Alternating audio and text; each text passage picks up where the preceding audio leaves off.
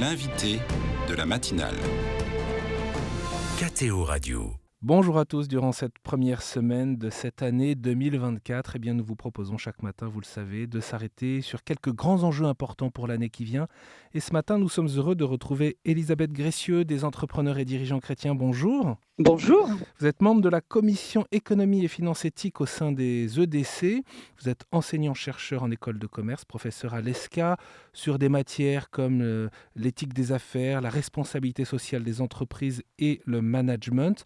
Alors, Elisabeth, il y a beaucoup de préoccupations, tant au niveau international qu'au niveau national, du fait des conflits, de l'impact des guerres en Ukraine ou au Moyen-Orient et de l'instabilité internationale. Est-ce que vous partagez ces préoccupations, d'abord pour faire un premier état des lieux en quelque sorte ? Alors, par rapport à l'économie mondiale, effectivement, il y a un contexte géopolitique qui demeure plus que jamais tendu. On pense bien évidemment aux guerres, à la guerre en Ukraine, avec les problèmes d'approvisionnement en gaz, qui peut avoir forcément un impact sur l'économie européenne, puisque les coûts d'approvisionnement sont plus élevés. Donc, il y a un renchérissement des matières premières, que ce soit aussi les céréales. Je parlais de l'énergie, donc, mais là aussi, il y a les céréales. Et ça, ce n'est pas lié simplement aux guerres, mais c'est aussi lié au réchauffement climatique. Il y a tout l'enjeu, bien évidemment, d'environnement, de développement durable, de réchauffement climatique, qui va impacter l'activité économique et qui impacte autant les acteurs, j'allais dire, entreprises, qui doivent intégrer des politiques maintenant pour essayer de limiter ce réchauffement climatique dans leurs activités, mais aussi le citoyen, j'allais dire lambda, à qui on demande de faire de plus en plus d'efforts, on va dire, pour limiter, pour trier, pour limiter les émissions de CO2 à son niveau. Il n'y a pas de petits efforts, j'allais dire, pour participer à ça. Donc, il y a à la fois des éléments, j'allais dire, macroéconomiques, donc l'inflation qui va se tarir un petit peu. Il y a ces éléments de géopolitique internationale, il y a les éléments donc climatiques. Et puis aussi au niveau économique, on pourrait citer peut-être des anticipations un petit peu de chômage, en particulier en France, avec une activité économique qui va perdre a priori en dynamisme, si l'on en croit la Banque de France et puis les prévisions. Donc effectivement, les préoccupations sont nombreuses. Ça ne veut pas dire qu'il n'y a pas de bonnes nouvelles. Les bonnes nouvelles, c'est du côté de l'innovation aussi. Je pense qu'il y a beaucoup de discussions au niveau aussi de l'intelligence artificielle. Je pense que ça va être une source d'innovation, bien évidemment qu'il faut contrôler, et on le voit récemment, l'Europe a travaillé sur l'intelligence artificielle, sur une future loi, futur règlement avec des principes directeurs autour d'une IA responsable. Donc, mais forcément, il y a des garde-fous à mettre, mais c'est quand même source d'innovation. Il va y avoir des changements aussi, va entraîner des changements sociétaux dans la façon dont nous travaillons. Le travail va aussi évoluer Il y a dans beaucoup de questions autour l'interaction du avec sens du ces travail, aux intelligences. formes de travail, de fait. Exactement. Il y a toute cette question qui va arriver, qui engendre bien évidemment des enjeux éthiques de place de la personne humaine dans tout ceci. Et si on automatise, alors on pourrait dire, il y a les 2 écoles, Il y a les écoles qui vont être plus pessimistes, qui vont dire, on va perdre du travail, et ça honnêtement, à aujourd'hui, on ne sait pas encore bien dire, et ce n'est pas moi qui le dis, ce sont des DRH de grandes entreprises multinationales. On a beaucoup de mal à anticiper des postes qui vont disparaître, mais aussi des postes qui vont se créer. Mais il y a aussi, donc il y a une peur dans ce sens-là, mais il y a aussi, je pense, toute des raisons vraiment d'être optimiste aussi, dans la mesure où ces IA vont prendre des tâches qui ne sont pas forcément très valorisantes, et vont faire du travail aussi à notre place pour redonner justement aussi du sens. Mais là, il va falloir qu'on retrouve un petit peu, qu'on réfléchisse aux frontières et à l'articulation entre le travail humain, le travail d'une intelligence artificielle. Et ça, effectivement, ça peut susciter des questions, je le comprends tout à fait, mais je pense qu'il y a aussi plein de challenges derrière et plein de belles choses qui peuvent également émerger, à condition de se poser les bonnes questions en amont, et notamment les questions d'éthique, je dirais. Ouais, Elisabeth Gressieux, vous évoquiez là dans ce panorama à la fois les préoccupations et les opportunités. Dans ce contexte qui est quand même marqué par la morosité, on peut remarquer que de grandes entreprises ont affiché des bénéfices records, alors même qu'il y a un contexte de forte augmentation des prix ou d'impératifs de transition écologique. On pense notamment aux grandes entreprises pétrolières, mais ce n'est pas les seules.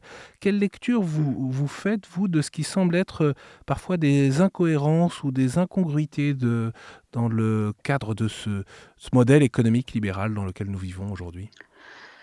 Oui, alors, pour parler de ces bénéfices records, je dirais il faut distinguer 2 choses si on parle donc de ces profits qui sont effectivement dans certains cas assez records. Il y a 2 choses. Il faut distinguer la façon dont est réalisé le profit, donc cette marge, et puis ensuite ce qui est fait du profit. Donc, j'aborderai ces 2 points. Le premier point, donc ça peut être pourquoi est-ce que le profit augmente? Pourquoi est-ce que la marge, augmente, de ces entreprises? Eh bien, peut-être ça va être lié, il y a une problématique liée à l'inflation qui peut représenter peut-être un prétexte à l'augmentation des prix finaux pour le consommateur. Et ça a été toutes les discussions qu'il y a eu autour de l'agroalimentaire. On voit que les prix des produits alimentaires en général ont augmenté de façon très accentuée. Là, c'est pour faire il y a 2 choses. Il y a un rattrapage des coûts des intrants ou des matières premières parce que, bien évidemment, le prix du blé, par exemple, a augmenté. Donc, à la fin, le prix du pain va forcément augmenter. Donc, le tout est de savoir dans quelle proportion. Et là, ce qui a pu être reproché à certaines entreprises, mais que ce soit dans le pétrole, dans l'agroalimentaire ou d'autres secteurs, c'est qu'effectivement, elles ont compensé au-delà peut-être du prix de ces intrants, de l'augmentation du prix liée à l'inflation. Et là, effectivement, on a observé, dans certains cas, certains abus. Et puis, il y a une autre chose, c'est que si une entreprise fait des bénéfices, records, la question à se poser, c'est ce qui est fait de ce profit. Qu'est-ce qu'on en fait? Est-ce que, par exemple, on va le répartir de façon équitable entre ce qu'on appelle les différentes parties prenantes de l'entreprise? Par partie prenante, on entend les clients, les employés, les fournisseurs, bien évidemment les actionnaires. Alors si dans le modèle libéral, néolibéral, je dirais qui prévaut depuis, quelques dizaines d'années, on se dit: «Eh bien c'est, un modèle qui est tourné vers le profit pour l'actionnaire», c'est-à-dire qu'on va se soucier de faire augmenter le prix de l'action sur les marchés, on va verser des dividendes importants à ses actionnaires. Qu'en est-il de ces autres parties prenantes, notamment les employés? Mais si au contraire, l'entreprise parle de partage de la valeur, et il y a eu aussi beaucoup de discussions, notamment avec Total, où les employés, il y a quelques mois, ont fait grève, ont pu faire grève, etc., pour qu'il y ait un meilleur partage de la valeur, un partage plus équitable. Alors là, c'est une toute autre chose. Ça veut dire que différents membres de la société, différentes instances ont une part du gâteau, j'allais dire. Et en France, on sait que, par exemple, l'épargne salariale est quand même très développée. On est un des pays où l'épargne salariale est la plus développée. Donc, pour des parties prenantes telles que les employés de ces grands groupes, par exemple, qui font des profits records, ils vont percevoir une participation aux bénéfices, un intéressement qui va être plus important. Donc, vous voyez, dans ce modèle de partage de la valeur autour des parties prenantes, et on parle parfois de capitalisme des parties prenantes, c'est vraiment dans l'optique d'élargir, si vous voulez, d'élargir cette distribution du profit dans un principe de justice et d'équité. Oui, et Donc cette là, vous voyez, justice c'est sociale, très Elisabeth différent. Gracieux, elle dépend du bon vouloir des dirigeants? Alors pas que. Il peut y avoir bien évidemment un levier, j'allais dire, volontaire. Une entreprise peut tout à fait décider d'être responsable, et heureusement, et les patrons sont nombreux, ceux qui prennent des initiatives dans le sens soit de la responsabilité sociale, donc c'était par exemple le partage de la valeur que j'évoquais précédemment, que ce soit sur le plan environnemental. Beaucoup d'entreprises sont soucieuses de participer, j'allais dire, à l'effort collectif pour réduire ses émissions de CO2 notamment, pour caricaturer, mais aussi de s'occuper de la biodiversité, de produire, d'investir dans l'économie locale, pour développer des emplois, etc. Mais bien évidemment, ça ne suffit pas. L'État est là aussi pour réguler, et nous, la France faisant partie de l'Europe, il y a aussi de la régulation au niveau européen. Par exemple, actuellement, il y a la directive sur le devoir de vigilance européen qui est en négociation.